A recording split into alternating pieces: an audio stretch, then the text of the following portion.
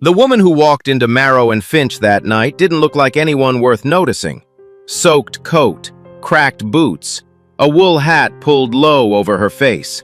She held a few crumpled bills in one hand and asked the hostess quietly if there was a small table available somewhere warm and something hot to eat. The hostess looked her over the way people look at something they've already decided to throw away. "We're fully booked," she said, though half the dining room sat empty behind her. The manager, Graham Pierce, appeared within seconds. He didn't raise his voice. He didn't need to.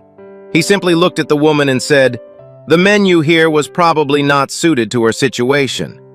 A table of VIP guests turned to stare. One covered his nose. Another laughed softly into his wine glass. Then from across the room, a waiter set down his tray, walked to a small table near the kitchen door, and pulled out a chair. "If she's hungry," Henry Reed said loud enough for the whole room to hear, "she's my guest." What no one in that room knew, not even Henry, was that the woman in the worn coat owned every table in the building. If that kind of story is what you're here for, the ones about ordinary decency doing extraordinary things, hit subscribe and stick around. There's a lot more where this came from.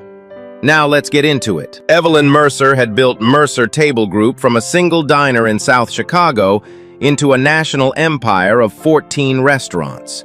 Food critics called her visionary. Business magazines called her ruthless in the best possible way.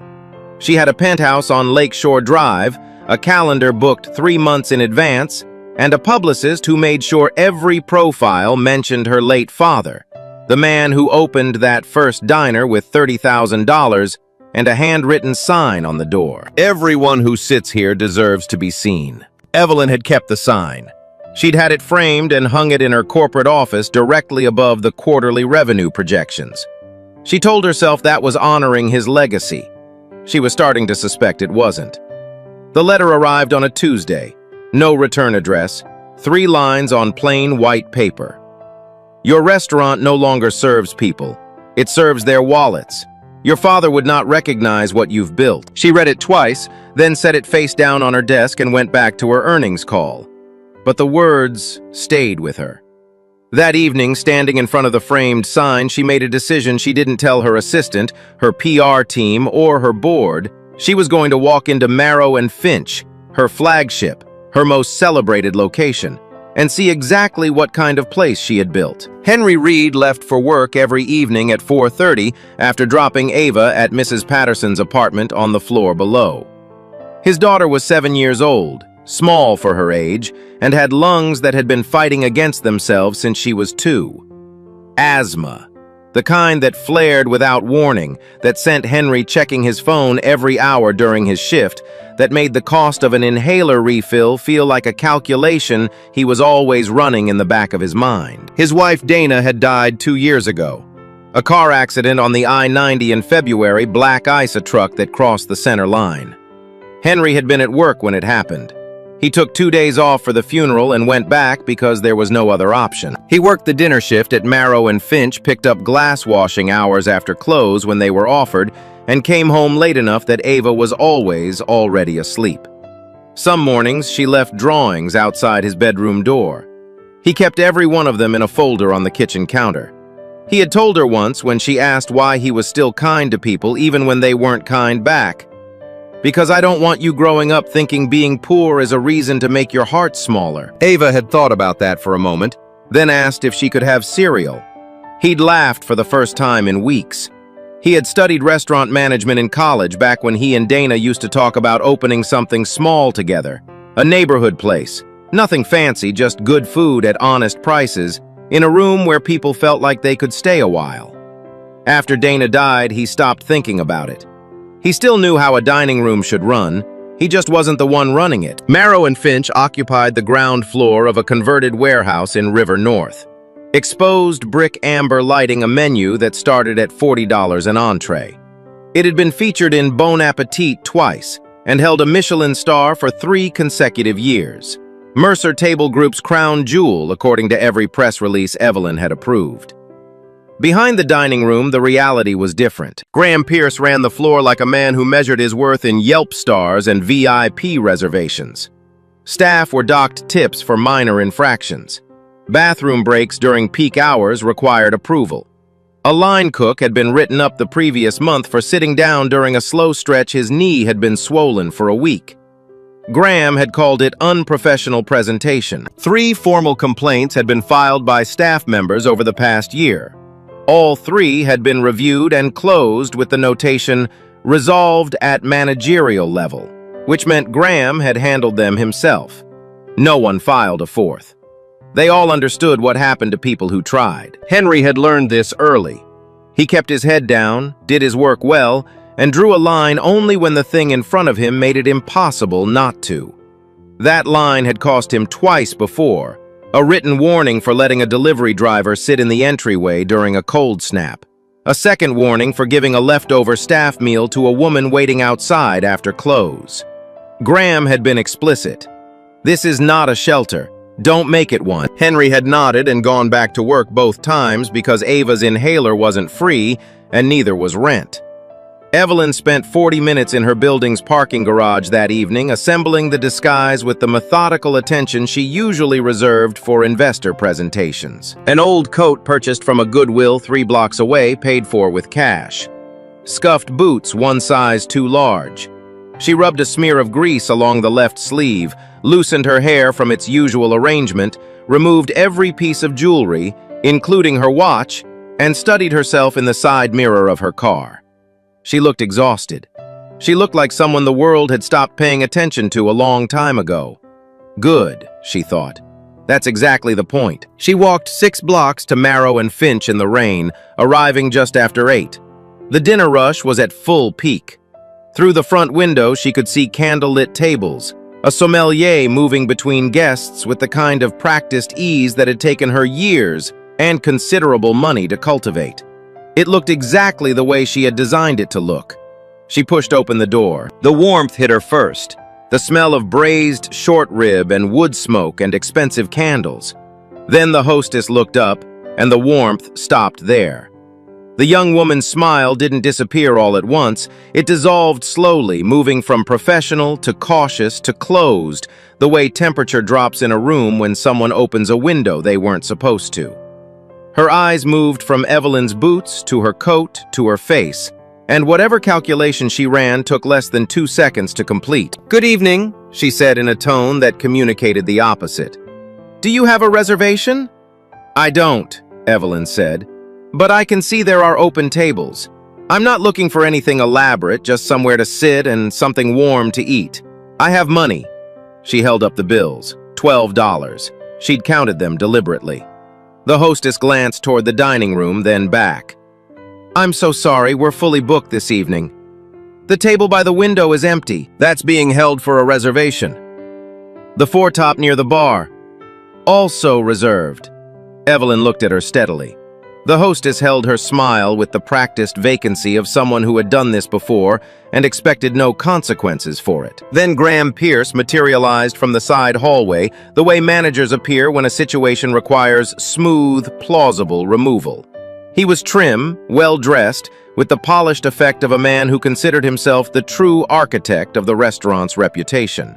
He took one look at Evelyn and made the same calculation the hostess had made, only faster and with more authority.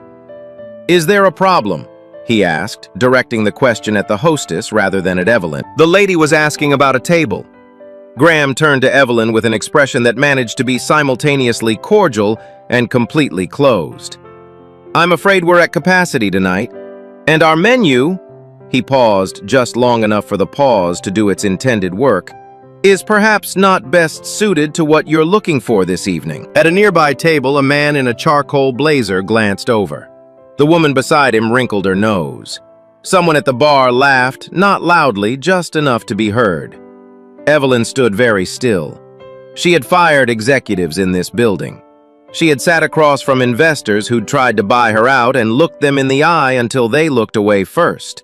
She was not a woman who was easily made to feel small, but standing in the entrance of her own restaurant holding $12 and a disguise, she felt something she hadn't felt in years. She felt invisible.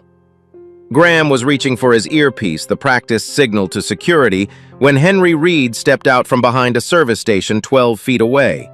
He had seen all of it. He'd watched the hostess's smile dissolve. He'd watched Graham materialize with his careful politeness. He'd watched the table nearby perform their small, comfortable cruelties. He had also, 30 seconds earlier, read a text from Mrs. Patterson. Ava coughing again. Inhaler's almost out. You okay to grab one in the morning? He read the message. He looked at Evelyn.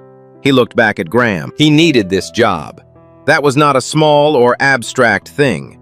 It was Ava's medication and their rent, and the heat staying on through January. He had been warned twice. A third incident would not come with a warning. He knew all of this. He picked up a clean glass, walked to the small two-top nearest the kitchen door, the table staff used for napkin folding during slow hours, and set the glass down on it. Then he pulled out the chair. If she's hungry, he said loud enough for the room to hear, she's my guest. The dining room went briefly uncomfortably quiet. Graham stared at him. Henry didn't look back at Graham. He looked at Evelyn and nodded once toward the chair, not with pity, not with performance, just with the plain human acknowledgement that she was standing there and the chair was empty, and that ought to be enough of a reason. Evelyn sat down. She could have stood up right then. She could have removed the coat, said her name, and ended the entire evening in under a minute. Graham would have been terminated before midnight. Henry would have been thanked publicly and offered whatever promotion made for the cleanest story. But she didn't stand up, because she understood, sitting in that chair with the noise of the dining room slowly resuming around her, that firing Graham Pierce was the easy part. The harder question, the one she'd been avoiding since she read that letter, was this: how much of what she had just witnessed was one manager's cruelty, and how much of it was the entirely logical result of every policy, every incentive structure, every quarterly target that she herself had approved, and never once walked into an actual room to see. She needed to know the full answer before she did anything with the power she was sitting on. She stayed in her chair and kept her coat on and waited to see what happened next. Henry brought her soup from the back, not from the menu, but from the staff meal. A line cook named Darnell made every shift before service started. Simple chicken broth with vegetables, thick and honest, and exactly what it was supposed to be. He added 2 slices of bread from the bread station and a clean cloth napkin folded into a square. He set it down in front of her without ceremony. I only have, Evelyn began. Then pay me by finishing it before it gets cold, Henry said, and went back to his tables. She ate slowly and watched the room. From the two-top near the kitchen door, Marrow and Finch looked entirely different than it did from the executive reports she reviewed every quarter. The reports showed revenue per table, average check size, staff turnover percentages. They didn't show the way Graham crossed the floor to reprimand a busser for pausing 30 seconds to stretch his lower back. They didn't show the line cook visible through the pass-through window, working the sauté station with his left wrist wrapped in an ace bandage he'd clearly been wearing for longer than one shift. They didn't show the dishwasher, a broad-shouldered man with a Central American accent, being mocked by Graham in front of 2 colleagues for mispronouncing a menu item he'd been required to memorize. And the reports didn't show Henry. He was running 4 tables simultaneously the way experienced servers do, appearing beside each one at exactly the right moment, never hovering, never absent. But every few minutes between courses, he stepped behind the service station and checked his phone. The motion was quick and practiced, the kind of gesture you develop when you've trained yourself not to look worried in front of guests. His face gave nothing away to the room, but Evelyn had been watching long enough to see what the expression underneath actually was. It was the face of someone doing math. Constant, exhausting margin of error math. Medical costs against take-home pay. The hours already worked against the hours still left in the shift. What could wait until tomorrow and what absolutely could not? Graham passed Henry twice in the span of 40 minutes. The second time he spoke close enough that Evelyn caught the end of it. The VIP party at table 7 is your priority for the rest of the evening. I don't want your attention going anywhere else. He gestured in Evelyn's direction without looking at her the way you gesture at a piece of furniture that's been left in an inconvenient place. Henry nodded and moved to table 7, but he came back. He refilled Evelyn's water without being asked. He checked that the bread hadn't gone cold. He did it the same way he served every other table, not as an act of charity or performance, but as a matter of course, as if the idea that she might not deserve the same basic attention had simply never occurred to him, and he saw no reason to let it start occurring now. The complaint came from table 11. A man in his 60s, silver-haired, with the particular brand of confidence that comes from having been given what you wanted in most rooms for most of your life. He had been watching Evelyn for the better part of 20 minutes, and when Graham passed his table, he spoke loudly enough for the surrounding tables to hear the presence of that woman near the kitchen was affecting the atmosphere of his dining experience, and he expected it to be addressed. Graham didn't pause to consider. He walked directly to Henry, who was clearing the adjacent table, and spoke in a tone that left no space for interpretation. He wanted the two-top cleared. He wanted the woman directed to the back exit. He wanted it handled immediately and without scene, because the man at table 11 was the kind of investor that Mercer Table Group could not afford to make uncomfortable. And Graham said this last part quietly, but not quietly enough. Henry stood with a stack of plates in his hands. He looked at Graham. He looked at table 11. He looked at Evelyn, who had gone very still.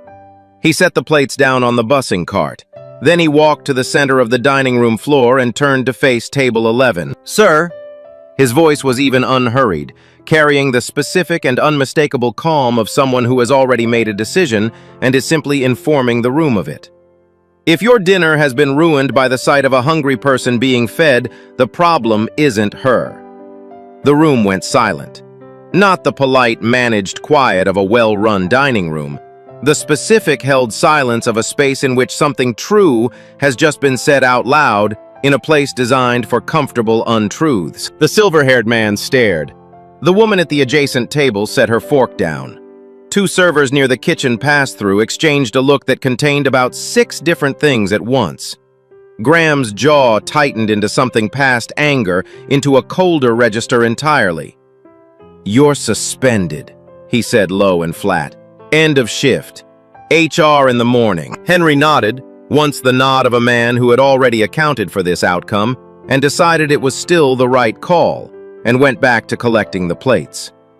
Evelyn's hand tightened around her water glass until her knuckles went pale. She could end this right now. Stand up. Say her name. She could watch Graham's face change in real time, and part of her, the part that had built a company by being harder than the room expected, wanted to do exactly that. But satisfaction wasn't the same as accountability, and she knew the difference. If she used her power now, the machine would do what machines always do: isolate the identified malfunction, remove it cleanly, and resume normal operation. Graham would become the story. A press release would be carefully drafted. And within 6 months, some other version of Graham would be managing this floor using the same incentive structures, the same ambiguous policy language, the same invisible permission structure that she had built and signed off on and never once walked into an actual room to examine. She needed the complete picture before she acted, not the version that was convenient, the full one. She set the glass down. She stayed in her chair, and she kept watching. Henry left through the service exit at 10:45, jacket collar turned up against the November rain. Evelyn followed at a distance, still in the coat, still in the boots. She told herself she only wanted to thank him.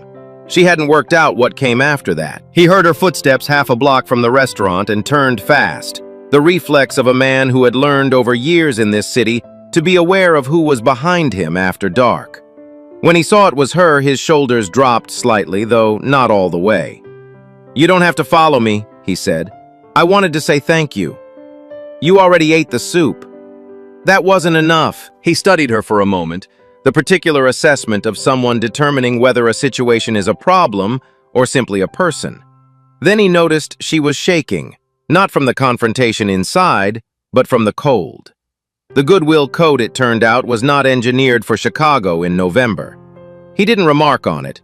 He just said, "There's a diner 2 blocks over that's open late," and started walking. The place was called Rudy's.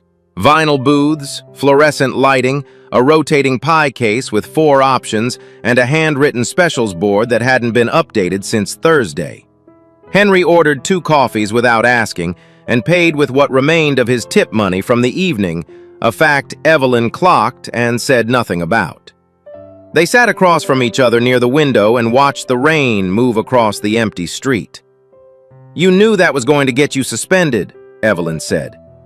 "Yes." Then why? Henry wrapped both hands around his mug and considered the question, not performing the consideration actually having it. "My daughter asked me once why I'm still kind to people when the world isn't kind back." He paused. "I couldn't figure out how to explain to a 7-year-old why I watched someone get pushed out of a warm building in the rain and did nothing. I don't have a good enough answer for that." "What's her name?" "Ava." Something shifted in his face when he said it, not softness exactly, but a kind of anchoring, the way a person's posture changes when they reach something solid. "She has asthma. The serious kind. The kind that doesn't give you much warning." He glanced at his phone on the table. "Her inhaler's almost out. I meant to grab one on the way home tonight, but the pharmacy near the restaurant closed at 10. The one in my building is open all night, so I'll stop there." "What happened to her mother?" The question came out before Evelyn could stop it. Henry didn't flinch, but he took a breath. "Car accident, 2 years ago February." He said it the way people say things they have been required to say many times, not without feeling, but with the feeling held at a functional distance. "I was at work when it happened." The rain picked up outside. A cab moved through a puddle and sent a sheet of water across the curb. "Dana and I used to talk about opening something small," Henry said after a moment. "Nothing like where I work. Just a neighborhood place. Good food, reasonable prices, the kind of room where people felt like they could stay a while." He looked at his coffee. "After she died, I didn't think about it for a long time. Now I think about it the way you think about something that belonged to a different version of your life." "Do you still cook?" "Every Sunday. Ava requests the same thing every week and acts surprised when I make it." "What is it?" "Pancakes with too much butter." The corner of his mouth moved. It was the closest thing to a smile she'd seen from him all evening, and it reached his eyes. They sat another 20 minutes. Henry asked her nothing about herself, not where she slept, not how she'd ended up at the restaurant, not what her situation was. He treated her the same way he'd treated her at the table, as a person present in a moment which he appeared to regard as sufficient reason to be decent. When they left, Evelyn walked with him as far as the corner of his block. She watched him stop at the all-night pharmacy on the ground floor of his building, go inside and come back out 5 minutes later with a paper bag. The inhaler. She understood the thing that could not wait until morning. On his way to the building entrance, he paused at the bottom of the steps where an elderly woman was struggling with 2 grocery bags. He took them from her without comment, carried them up, came back down. He did it the way people do things that are not grand gestures, but simply what they do. Evelyn stood in the rain and felt something she had not felt in a long time, ashamed. Not of one specific thing, of the aggregate, of the distance between the sign above her desk and the room she had been sitting in for the past 3 hours. Of the fact that the person who had just spent his last tip money on her coffee was the same person her company was about to formally terminate in the morning. She walked back to her car. She drove home. And she sat at her kitchen table in the Goodwill coat for a long time before she took it off. She was in her office at 7 the next morning. By 9, she had the complete internal records for Marrow and Finch spread across her desk. Personnel files, payroll logs, tip distribution reports, the archived HR complaint files pulled by Vivian Cross, her regional operations director who had been with the company for 8 years and who set the folders down without a word and closed the door behind her with the quiet of someone who had been waiting for this conversation for a while. Evelyn read for 4 hours. Graham Pierce had been withholding portions of staff tips for 14 months, redistributing them into a discretionary fund he had created without authorization. Timesheets had been systematically adjusted to eliminate overtime eligibility. The 3 formal complaints from staff members had each been logged, assigned to Graham for review, and closed by Graham with no further action. And then there were the policies. The performance incentive structure that scored floor managers on table turnover speed and average check size. The brand experience guidelines that listed ensuring appropriate guest atmosphere as a primary manager responsibility language, ambiguous enough to mean anything and specific enough in practice to mean exactly what Graham had been using it to mean for over a year. Every one of those policies had been approved at the executive level. Every one of them carried her signature. Evelyn sat with that for a long time. The formal termination notification arrived in her inbox at 11:43. Henry Reed, employee ID 4471 Marrow and Finch River North, terminated for conduct inconsistent with Mercer Table Group service standards. She was still reading it when Vivian appeared in the doorway. Ava Reed was admitted to Northwestern Memorial this morning, Vivian said without preamble. Acute asthma episode. Henry was in the HR termination meeting when the call came in. She paused. He'd picked up the inhaler last night, but the episode was severe enough that she needed more than the inhaler could manage. Evelyn was already reaching for her coat, her real one this time. The pediatric ward waiting area smelled of industrial cleaner and recycled air. Henry was in a plastic chair against the wall, still in his work clothes from the night before, forearms on his knees, eyes fixed somewhere between the linoleum floor and the middle distance. The posture of someone who has compressed everything into the smallest possible space to keep it manageable. He looked up when Evelyn came in. He registered her presence with no visible surprise, as if the specific shape of the next hard thing no longer had the power to catch him off guard.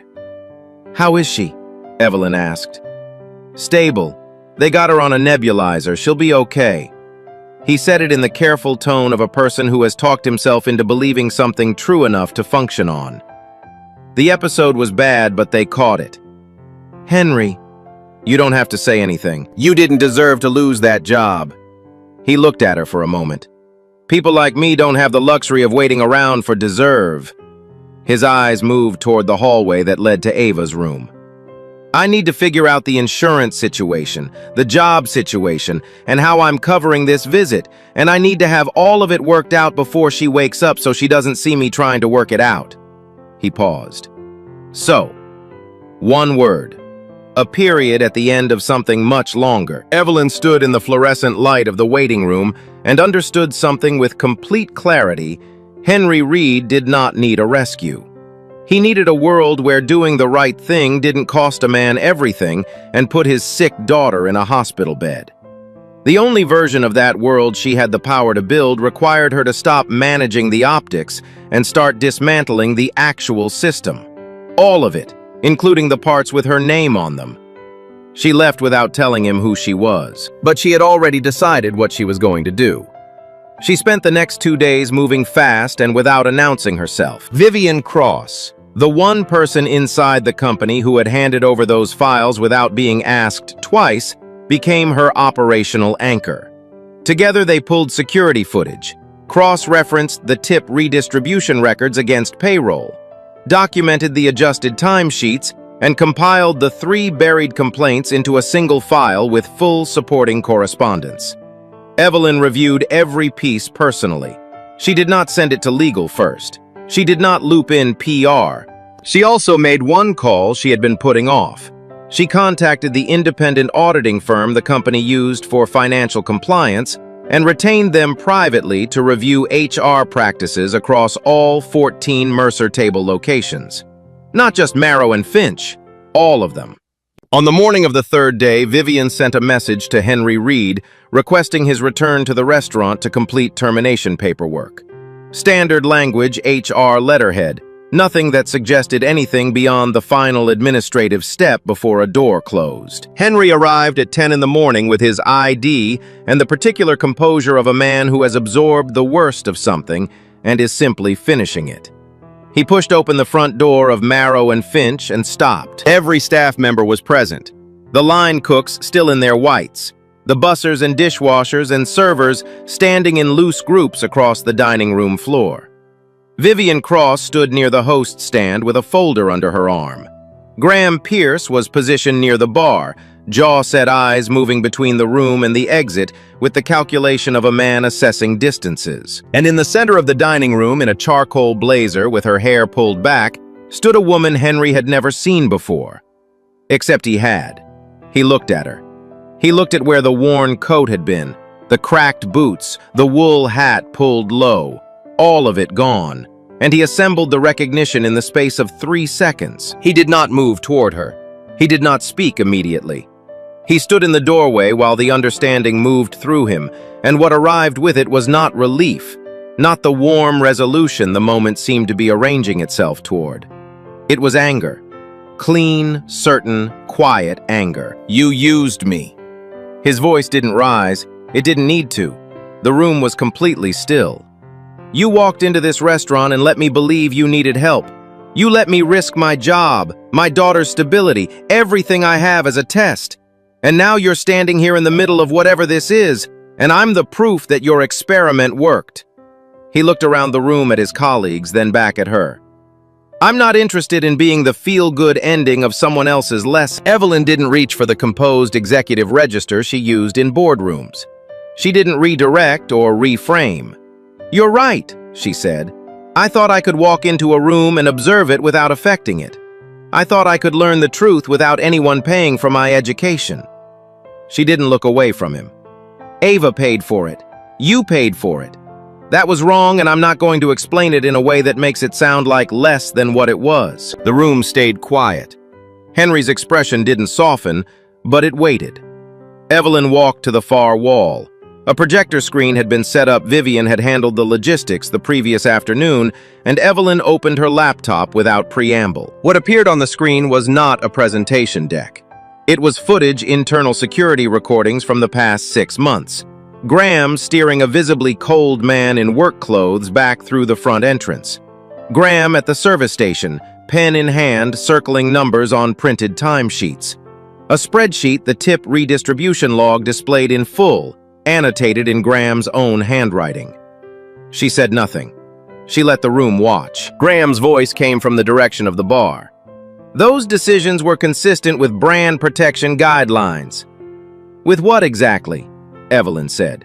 She turned. "With the guest atmosphere standards, with the service excellence framework." She held his gaze. "Who taught you that a person without money isn't worth the same basic decency as someone with a reservation?" The question settled into the room. No one answered because the honest answer reached further than Graham. It reached the incentive structure that had rewarded him for table turnover rates. It reached the performance reviews that scored him against VIP satisfaction surveys exclusively. It reached 14 months of executive-level silence in the face of 3 filed complaints.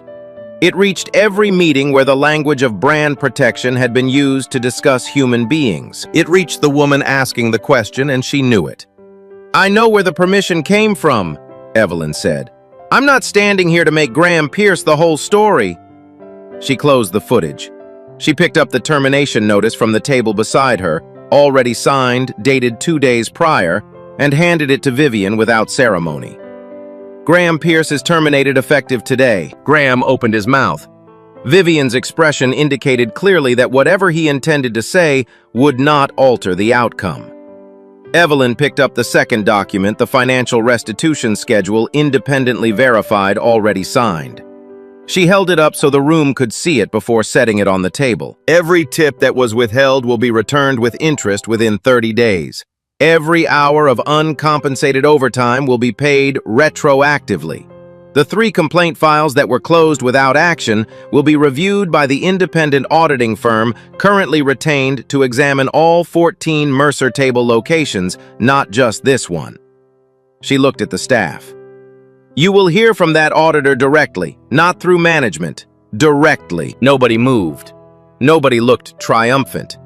They looked the way people look when something they stopped hoping for becomes possible, and they haven't yet decided whether to trust it. Then Evelyn looked at Henry. She picked up the third document and held it without moving toward him. "I'm not offering you your job back," she said. "What I'm offering you is a choice. This is a proposal for a staff advisory board. Real authority, not decorative, across every Mercer Table location.